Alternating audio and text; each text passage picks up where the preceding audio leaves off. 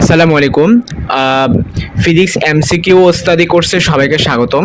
আমরা আজকের ক্লাসে তপন স্যারের চ্যাপ্টার শেষে যে অবজেক্টিভগুলো আছে, আমরা পদার্থের গাঠনিক ধর্ম এই চ্যাপ্টারগুলো আমরা ইনশাআল্লাহ অনেকগুলোই সলভ করব। Let's start. প্রথম প্রশ্নটা, পদার্থের আন্তঃআণবিক বলের আন্তঃআণবিক বলের বেলায় নিচের কোন উক্তিটি সঠিক? তো আমাদের খুঁজতে হবে কোনটা আসলে ঠিক লিখছে। দেখো, অণুগুলোর মধ্যেকার দূরত্ব এর পরিবর্তনের সাথে আন্তঃআণবিক বলের পরিবর্তন ঘটে। ঘটনা তো সত্য। তোমার যদি এই যে দুইটা কণা যদি থাকে, এদের মধ্যে যদি আর এর যদি পরিবর্তন ঘটে, অবশ্যই এফ এরও কি হবে, পরিবর্তন ঘটবে। সো লাইনটা কিন্তু সত্য। এখন তুমি একটা সত্য দেখে ঠাস করে এটা দাগা দিও না, কারণ অনেকগুলো সত্য তো থাকতে পারে এবং সবার লাস্টে উপরের সবকটি সঠিক এটাও তো থাকতে পারে। সো অধিকতর সঠিকটা কিন্তু আসলে দাগাইতে হয় এমসিকিউতে।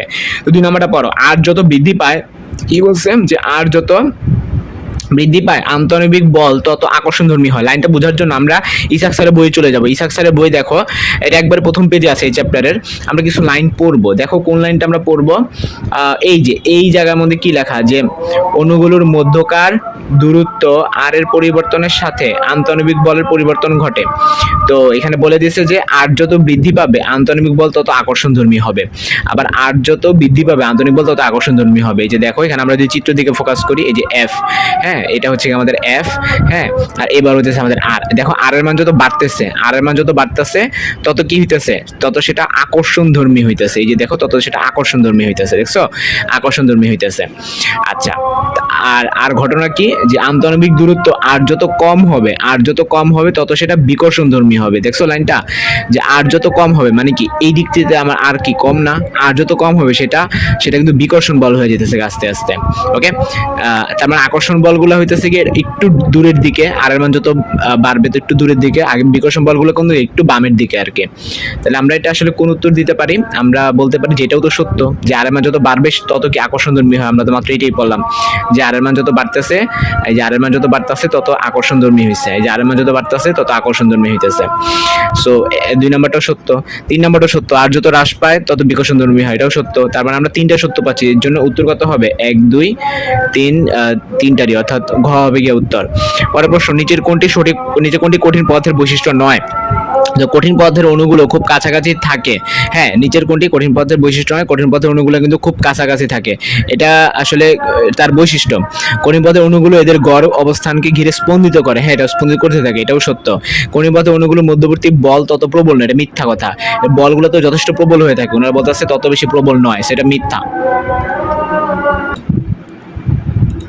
আচ্ছা, আমরা যদি এখন পরের অবজেক্টে যদি চলে যাই, অপোলার অণুগুলোর মধ্যেকার বন্ধনকে কি বলা হয়? অপোলার অণুসমূহের মধ্যকার বন্ধনকে আমরা জানি ভ্যান ডার ওয়ালস বন্ধন বলা হয়। এটা কিন্তু সবচাইতে দুর্বল বন্ধন।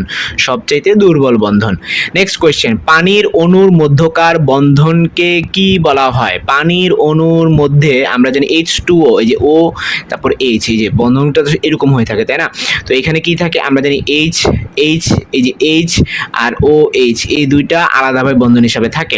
তো এই যে বন্ধনটা, এখানে কিন্তু দুইটা পোল উৎপন্ন হয়েছে, এগুলোকে আমরা ডাইপোল বলে থাকি। ডাইপোল। তো ডাইপোল বন্ধন কিন্তু এখানে বিদ্যমান। সো এটা উত্তর কত হবে? অপশন গ হবে। নেক্সট কোয়েশ্চেন, কোন পদার্থের অণুগুলোর মধ্যে নিট বল শূন্য হয় কখন? যখন আর ইকুয়াল টু আর নট হয়। এটা কোথা থেকে আমরা পাবো বলো দেখি? আমরা কিছুক্ষণ আগে ইসাক স্যারের আমরা একটা পেজ আমরা দেখছিলাম, আমরা চলো এখান থেকে দেখি। এই যে এইখানে স্পষ্টভাবে লেখা আছে যে স্বাভাবিক অবস্থায় এই আকর্ষণ ও বিকর্ষণ বল পরস্পরকে নিষ্ক্রিয় করে ফলে নিট বল শূন্য হয়। এই অবস্থায় আর ইকুয়াল টু আর নট। এখন আর নট মানে কি? সাম্যাবস্থায় আন্তঃআণবিক দূরত্ব বা সুস্থিতি দূরত্ব, একে আমরা ইকুইলিব্রিয়াম ডিসটেন্সও কিন্তু বলে থাকি, ঠিক আছে? So R equal to R not হলে সেটাকে আমরা কি বলতে পারি? সেটাকে আমরা বলতে পারি যে হ্যাঁ, সেটা ইকুইলিব্রিয়াম একটা কন্ডিশনের মধ্যে আছে। 6 নম্বর প্রশ্ন, কোনটির ক্ষেত্রে ভ্যান ডার ওয়ালস বল বিদ্যমান? ভ্যান ডার ওয়ালস বল বিদ্যমান আমরা কিছুক্ষণ আগেই বলছিলাম যে অধাতব যেগুলো আছে, অধাতব মধ্যে গ্যাসীয় যেগুলো আর কি অ্যাকচুয়ালি। হ্যাঁ, এখানে তুমি চিন্তা করে দেখো, এরা কিন্তু সোডিয়াম এবং ক্লোরিনের মধ্যে এটা কিন্তু আসলে আয়নিক বন্ধন বিদ্যমান। কিরকম বন্ধন বিদ্যমান? আয়নিক বন্ধন বিদ্যমান। তো এখানে গ্যাসীয় অ্যাকচুয়ালি একটাই আছে, অক্সিজেনটা আছে। সো এত হিসাব করা লাগবে না, ডাইরেক্ট অক্সিজেনটা দাগাই দিবা। নেক্সট কোয়েশ্চেন, স্থিতিস্থাপক সীমার জিনিসটা আসলে কি? যে ধরো তোমার কাছে একটা স্প্রিং আছে, সেই স্প্রিং স্প্রিংটা ধরো টানতেছো, তো টানার তো একটা লিমিট আছে, তাই না? তো লিমিটের লাস্ট সীমা পর্যন্ত সেটাকে আমরা স্থিতিস্থাপক সীমা বলতে পারি, যে যতক্ষণ পর্যন্ত তুমি স্প্রিংটাকে টানতে পারবা, যে এর চাইতে বেশি টানলে স্প্রিংটা আসলে ছিঁড়ে যাবে এরকম। আচ্ছা, স্থিতিস্থাপক সীমাটা আসলে কি, যে প্রযুক্ত বল সরিয়ে নিলে যে ধর্মের জন্য বিকৃত বস্তু আগের আকার ও আয়তন ফিরে পায়। বাইরে থেকে বল প্রয়োগের ফলে কোনো বস্তুর একক মাত্রায় যে পরিবর্তন হয়, না না না, এটা তো আসলে সংজ্ঞার মধ্যে কিন্তু অ্যাকচুয়ালি পড়তেছে না। তারপর কি, যে মানের বল পর্যন্ত কোনো বস্তু পূর্ণ স্থিতিস্থাপক থাকে, এই তো হ্যাঁ, যে এই যে বললাম না, যে ধরো এ থেকে বি পর্যন্ত সে পূর্ণ স্থিতিস্থাপক থাকে, এরপরে সে কিন্তু আর স্থিতিস্থাপকতা তার থাকে না, সে হচ্ছে একবার তার স্থিতিস্থাপকতার ধর্মটা নষ্ট হয়ে যায়। ঠিক আছে, তার স্থিতিস্থাপক সীমা হচ্ছে এইটা, যে যে মানের বল পর্যন্ত কি থাকে, বস্তুটা পূর্ণ স্থিতিস্থাপক থাকে।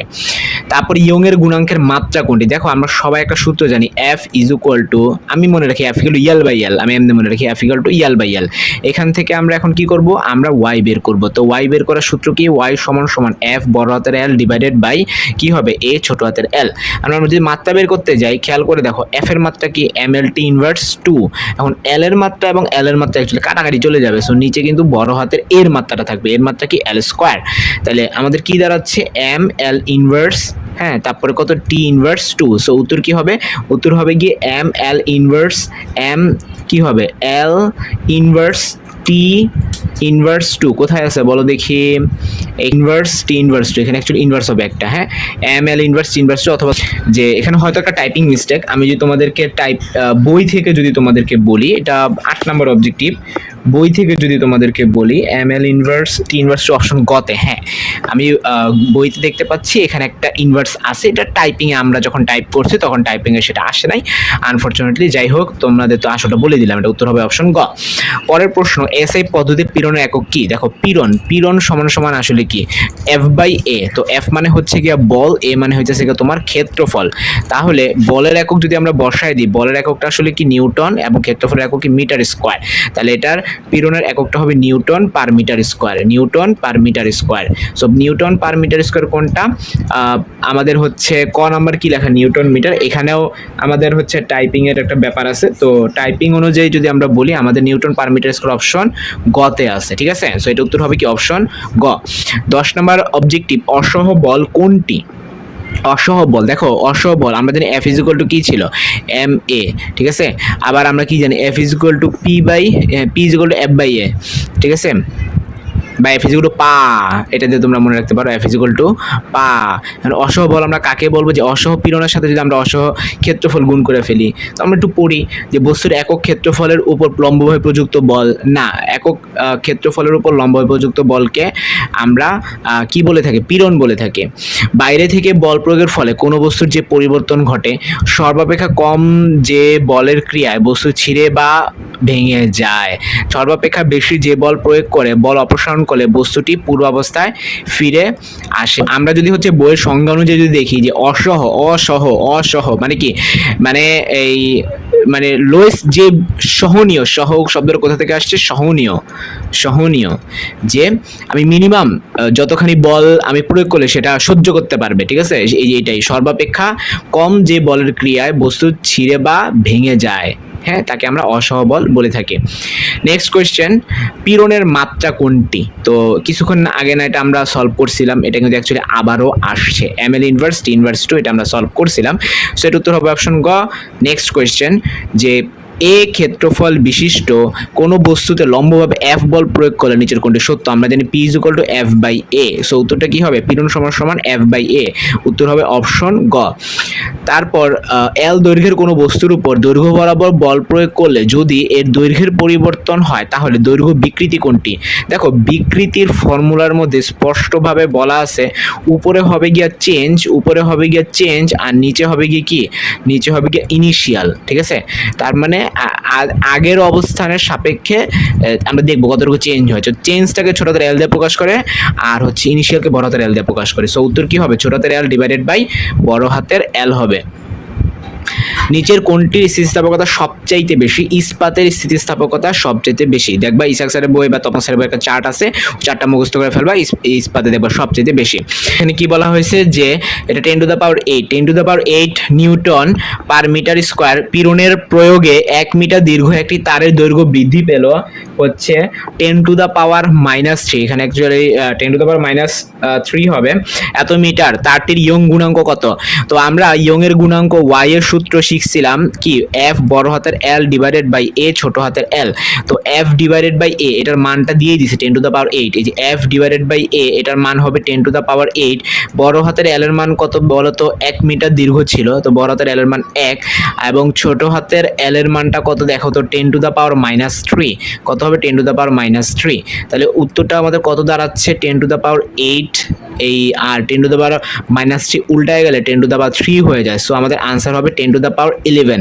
So the answer is 10⁻11 newton per metre square. Okay, আচ্ছা তারপরের প্রশ্ন 16 নম্বর অবজেক্টিভে কি বলা হয়েছে যে নিচের কোনটি স্থিতিস্থাপকতার জন্য সমীকরণ? স্থিতিস্থাপকতার জন্য সমীকরণ, তো আমরা জানি টোটাল 3টা জিনিস আছে। একটা হচ্ছে ইয়ং এর গুণাঙ্ক, এই সূত্রটা কিন্তু আমরা মাত্রই বললাম যে y সমান সমান f বড় হাতের L ডিভাইডেড বাই a ছোট হাতের l। 2 নম্বরে আছে গিয়ে আয়তন গুণাঙ্ক, মানে যত গুণাঙ্ক আছে সব লিখে দেই। আয়তন গুণাঙ্কের ক্ষেত্রে সেটাকে বড় হাতের b দিয়ে প্রকাশ করে থাকে f, হ্যাঁ এখানে হবে বড় হাতের v, তারপরে কি a ছোট হাতের v। 3 নম্বরে আছে গিয়ে তোমার হচ্ছে আকার বিকৃতি বা কৃন্তন বিকৃতি, এটা কিন্তু কয়েকটা নাম আছে, আকার অবলিক কৃন্তন, হ্যাঁ যে বিকৃতি আছে ওই বিকৃতির কারণে যেটা হয়ে থাকে, হ্যাঁ আকার বা কৃন্তন বিকৃতির জন্য সেটাকে আমরা ওই ভ্যালুটুকুকে ওই বিকৃতিটাকে আমরা থিটা দিয়ে প্রকাশ করে থাকি। কি দিয়ে প্রকাশ করে থাকি? বিকৃতিটাকে আমরা থিটা দিয়ে প্রকাশ করে থাকি। তো এটার ফর্মুলাটা আসলে কি, যে সবগুলোর ক্ষেত্রে খেয়াল করে দেখবা, সবগুলোর ক্ষেত্রে বেসিক একটা ফর্মুলা ফলো হয়েছে যে পীড়ন আর বিকৃতি কিন্তু সমানুপাতিক। তাহলে পীড়ন আর বিকৃতি সমানুপাতিক, তো সমানুপাতিক উঠানোর জন্য আমাদের একটা কনস্ট্যান্ট আনতে হয়, সেই কনস্ট্যান্টটাকে আমরা এখানে n দিয়ে প্রকাশ করব। তাহলে পীড়ন সমান সমান n ইন্টু বিকৃতি। তো আমরা এখানটাতে কি বলতে পারি বলো তো? আমরা যেহেতু n এর মান বের করব, তাহলে n সমান সমান আমরা কি লিখতে পারি? n সমান সমান পীড়ন ডিভাইডেড বাই বিকৃতি। তো পীড়নকে আমরা লিখব কত? f বাই a লিখব, আর বিকৃতিটাকে আমরা কি লিখব? থিটা লিখব। তাহলে আমাদের আনসার কত? f divide by a theta. So উত্তর হবে এটা সঠিক। আর বাকিগুলো দেখো এগুলো কোনোটা সঠিক না, কারণ b এর সূত্রের মধ্যে এরকম বড় হাতের l ছোট হাতের এগুলো নাই। y এর সূত্রের মধ্যে কিন্তু v নাই। y এর সূত্র কিন্তু হচ্ছে তোমার দৈর্ঘ্যের সূত্র, কিন্তু ওনার দিয়ে রাখছে আয়তন। আবার b হইতেছে আয়তনের সূত্র, কিন্তু দিয়ে রাখছে দৈর্ঘ্য, ঠিক আছে? আর সিগমার মধ্যে তো এরকম এই পার্টটুকু নাই। সো এটা আমাদের উত্তর কি হবে? অপশন গ হবে। নেক্সট কোয়েশ্চেন, আয়তন গুণাঙ্কের বিপরীত রাশি কোনটি? সংনম্যতাকে আয়তন গুণাঙ্কের বিপরীত রাশি বলা হয়। স্থিতিস্থাপকতার সীমার মধ্যে আকার পীড়ন এবং আকার বিকৃতির অনুপাতটা কি? ওই যে পীড়ন ডিভাইডেড বাই বিকৃতি, কিন্তু এটা আকারের কথা বলতেছে। সো এটা হবে কি? এটা হবে কি দৃঢ়তার গুণাঙ্ক। এটা আমি কিছুক্ষণ আগে বুঝাইছি। উত্তর হবে কি? দৃঢ়তার গুণাঙ্ক। সমান দৈর্ঘ্যের 3টি তার, একটা হচ্ছে A, একটা হচ্ছে B এবং একটা হচ্ছে C, একই মানের পীড়ন প্রয়োগ করতেছে। হ্যাঁ, পীড়নের মানটা কত? 5 × 10⁻²। আচ্ছা, সমান মানের পীড়ন প্রয়োগ করতেছে। তারপরে প্রয়োগের ফলে দৈর্ঘ্য বৃদ্ধিটা হয়েছে যথাক্রমে 5%, 2% এবং 1%। আচ্ছা অ্যাকচুয়ালি পীড়নটা হচ্ছে 10⁻12 আর কি। হ্যাঁ, এটা হচ্ছে 10⁻12।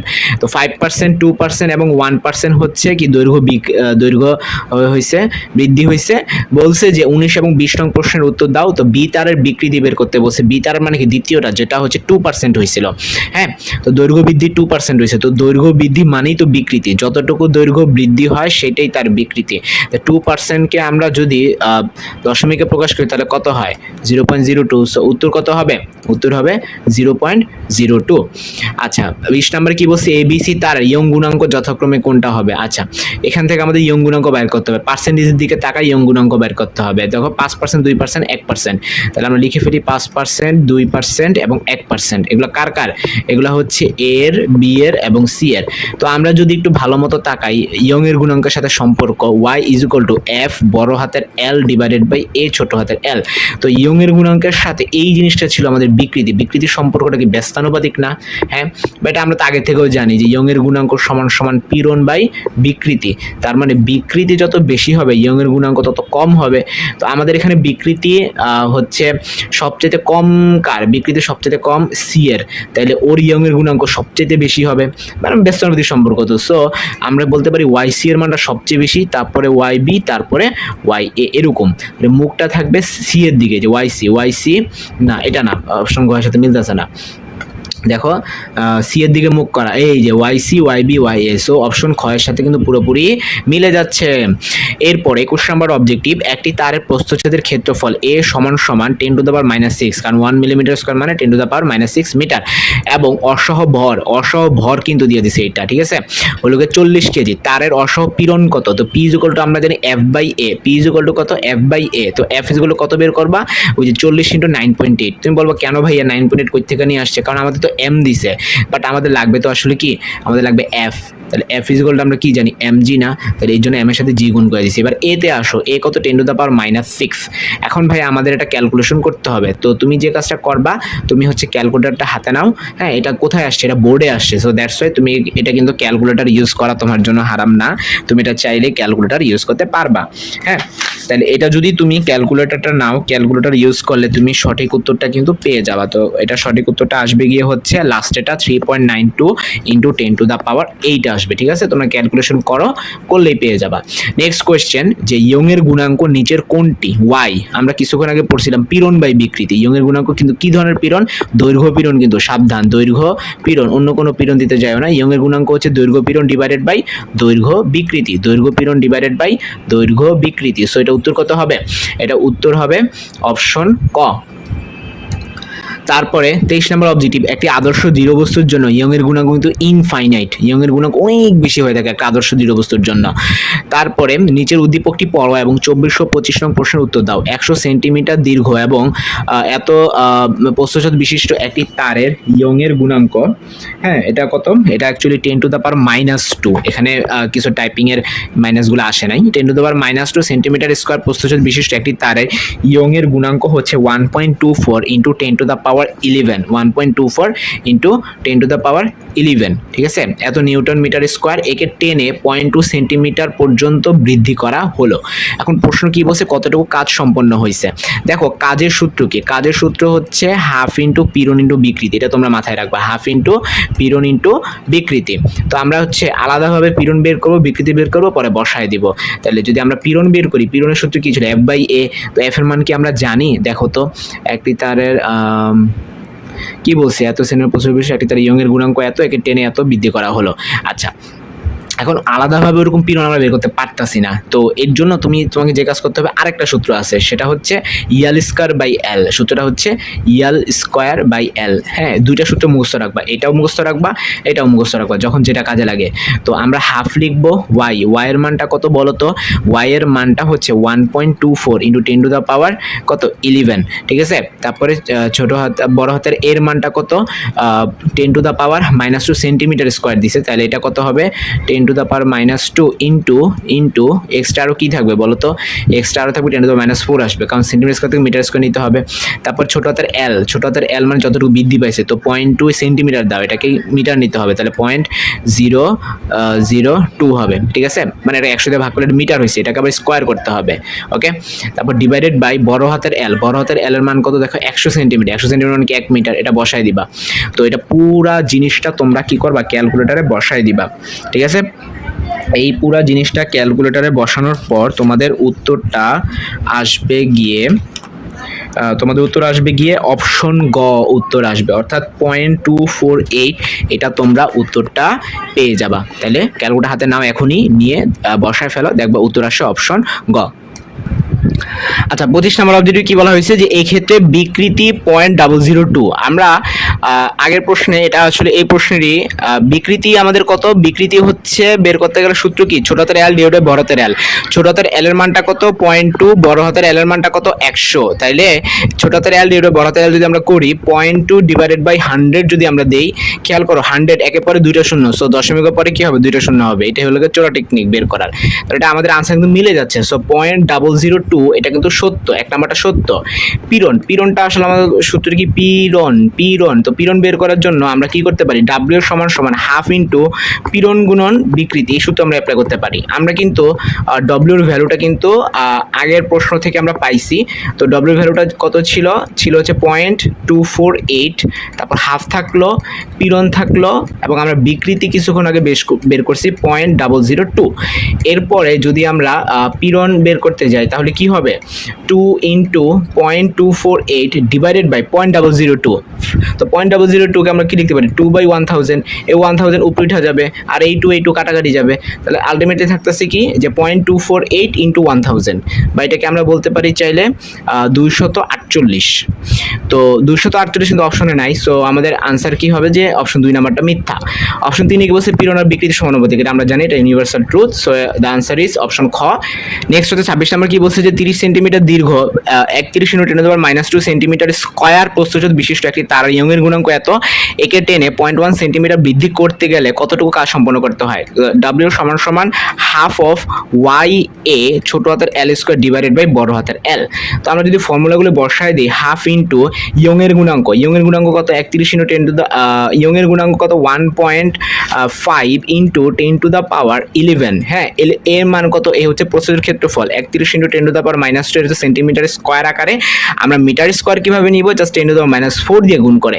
ছোট হাতের এল এর মান কত, ছোট হাতের এল এর মান হচ্ছে 0.1 সেন্টিমিটার, এটাকে আমরা 0.1 ইন্টু 10⁻² বলতে পারি, এটা মিটারে কনভার্ট হয়ে গেল, ওইটাকে আমরা স্কোয়ার করে দিব।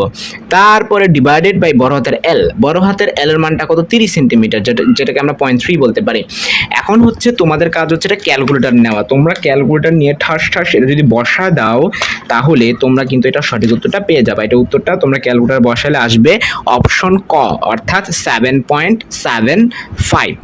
এখন হচ্ছে বলতে পারো ভাই এটা আসলে ক্যালকুলেটর ছাড়া কি করা যাবে না? হ্যাঁ, তো ক্যালকুলেটর ছাড়াও করা যাবে, একবারে যে করা যাবে না তা না, অবশ্যই এটা সম্ভব।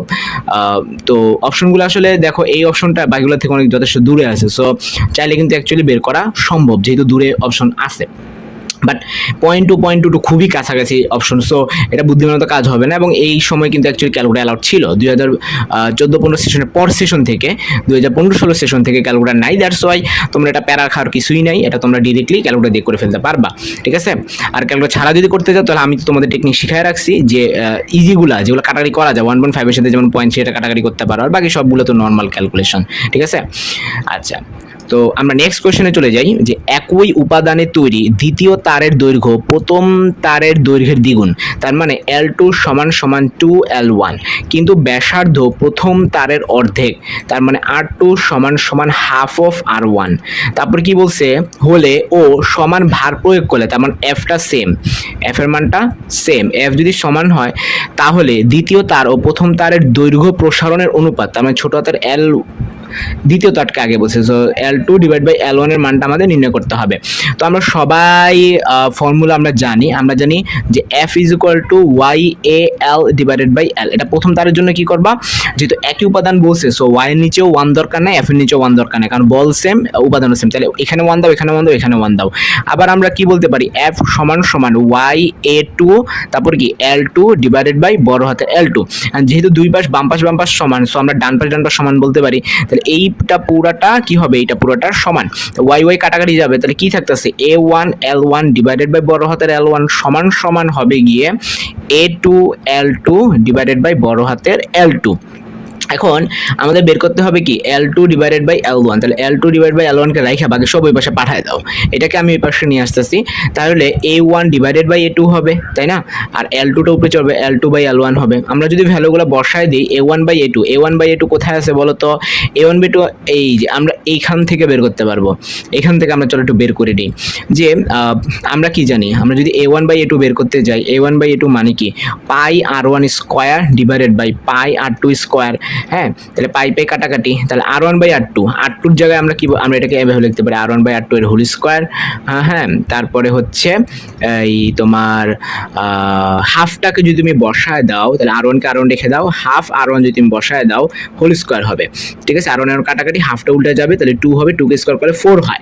সো আমরা কিন্তু পেয়ে গেছি a1/a2 আমরা রেডিমেড পেয়ে গেছি 4, আর l2/l1টা আমরা কই থেকে পাবো? এই যে এখান থেকে l2/l1 এর মান 2 দেখতে পাচ্ছি আমরা। তাহলে আমার উত্তর আসতেছে 8 আসতেছে। So the answer is 8। So এটা কিন্তু ঢাকা বিশ্ববিদ্যালয়ে আসছে একবারে আদিমকালে, তোমাদের জন্মের আগে।